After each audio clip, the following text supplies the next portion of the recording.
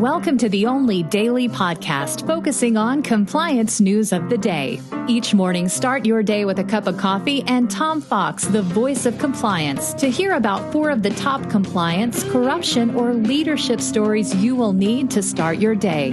The Daily Compliance News is a production of the Compliance Podcast Network. January 13, 2020, the BaFin FUBAR edition. All our stories today come from the Financial Times. If you don't read or subscribe to the Financial Times, you really should. It's one of the world's greatest business papers, right up there with the Wall Street Journal in my mind is numbers 1 and 2. We begin today with the story that commercial bank warned German financial watchdog BaFin, that's BaFin, about money laundering risks at Wirecard over a year ago. Underlining fears how the payment group was already building months before it collapsed. That warning to BaFin in January of 2020 was based on Commerce Bank's internal review of its relationship with Wirecard, triggered by the Financial Times reporting. Revelations of the early warning that BaFin received came as Angela Merkel's closest aides defended the chancellor's lobbying for Wirecard on a trip to China. So everybody's in the middle of this here.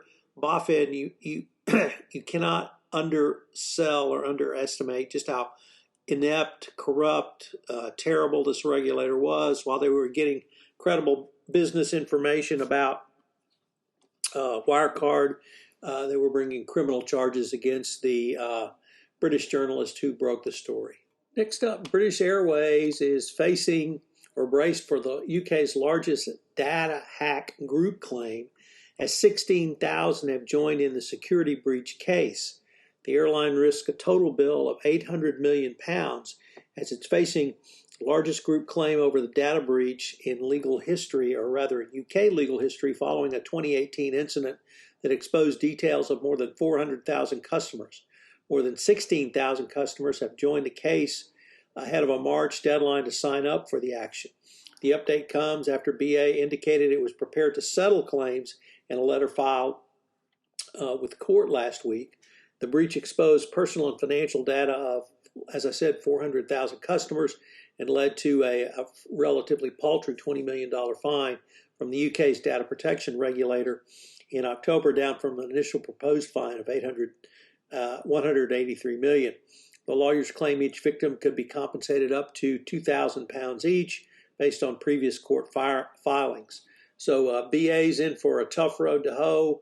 It really drove, and this came through a merger, so it really drove home the need that every compliance practitioner and indeed M&A specialist needs to be aware of data security of a target company. Next up, in some very refreshing news, it appears the incoming Biden administration will work with the EU and the OECD to put together a set of global rules for corporate taxation, in hopes that there can be agreements between particularly the EU and the United States on this.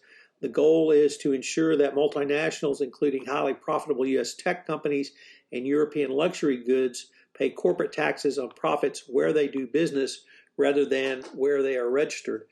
Apple, of course, is the biggest scofflaw of this in the United States, but it's rampant, and if tax registration jurisdictions would go away, this would be a big step towards tax fairness. And in our final story, which comes from the big story on the FT, it talks about Jack Ma, private businesses in China, and really the antipathy towards private enterprise in China. Obviously, from the commercial perspective, you need to consider that if you're doing business. But from the FCPA or corruption perspective, that means everybody is going to be a government official in China. The Daily Compliance News is a production of the Compliance Podcast Network and a proud member of C-Suite Radio. Thanks so much for listening. I hope you'll join me again tomorrow.